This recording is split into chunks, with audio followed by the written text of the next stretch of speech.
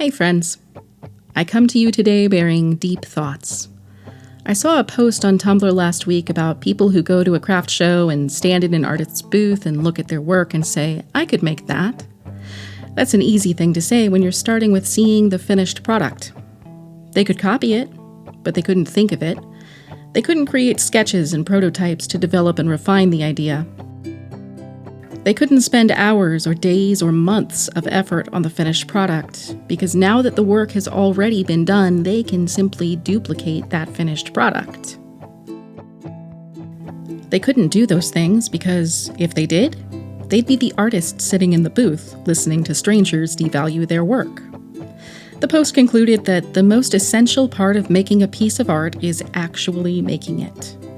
Each artist's individual choices in the process of making art are the things that lead to the finished product and the things that make it uniquely that artist's work.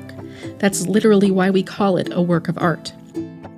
As far as I can see, art is the only field where people regularly say, I could make that, in reference to the last, let's say, 10% of the process of making a piece. If I look at a loaf of bread and say, I could make that, I do so knowing that I have to start with flour and yeast and other ingredients and knead the dough and let it rise. There are no shortcuts to the loaf of bread. I can't begin with the step where I put it in the oven. I've been thinking about this kind of thing a lot over the past few weeks as I've gotten back into making process videos and developing workshops. The ideas that are the seeds of my videos go through a refinement process themselves. In fact, after a long time away from mixed media and from filming, I was worried that my sudden surge of creative inspiration wouldn't last beyond the handful of projects I had in mind. But it turns out creativity is a muscle. And now that I've started exercising mine again, it's rewarding me with more ideas and more motivation. When I was telling my therapist about my plans to start making videos and creating online workshops again, she asked what part of that I would find most challenging. I thought about it for a while and finally said the part where I would have to focus on product over process, while telling other people to do the exact opposite. Of course, I'm still making these things for myself first. That's a guiding principle for me, because if I don't make art for myself first, what is even the point? But I also have to spare some bandwidth for creating things that people will want to click on. I'm pleased to report that process has played a starring role over the past few weeks. Not only the rather tedious process of getting my website in condition to do the things I need it to do, but also the process of making. Everything I do in my videos starts as a concept and has at least one trial run in a sketchbook before I film the process. Sometimes I do 3 or 4 versions of an art journal spread just to narrow down the materials and color palette I'll use in the video. And that process is what continues to exercise my creative muscles, raise new questions, and inspire new ideas. If you're disappointed to find out that my videos are not the first blush of raw inspiration leaping onto my pages on camera, consider the tale of the rooster. An emperor once commissioned the most famous painter in his realm to paint a rooster for him. The painter said he would be glad to, in 3 years' time. The emperor arrived on the appointed day to find a blank piece of paper waiting for him. While he watched, the painter loaded his brush and painted a perfect rooster. The emperor demanded to know why the painter made him wait so long if he could paint the rooster in a matter of seconds. The painter then showed the emperor 3 years' worth of roosters he had painted in order to perfect his technique. Some versions of the story say the painter made the emperor wait 10 years, and whether this was an actual Chinese folktale or a fabrication of the internet is up for debate, but that's all immaterial. The point was that the painter was not the best painter in the realm because he could produce an artistically perfect and elegant painting of any subject on demand. He was that good because his process was a vital part of his art, and because he made his execution of the painting an extension of his art. I want my videos to be an extension of my art. I don't yet have all of the gear or technical skills to make my output match my vision, so I'm crafting the highest quality videos I can in the meantime, starting with refining the art I make on camera before I film. I hope you'll stick around as I develop this part of my process. Process is vital. Or put another way, the making makes it art. And that brings me to AI. With AI, we are all the emperor.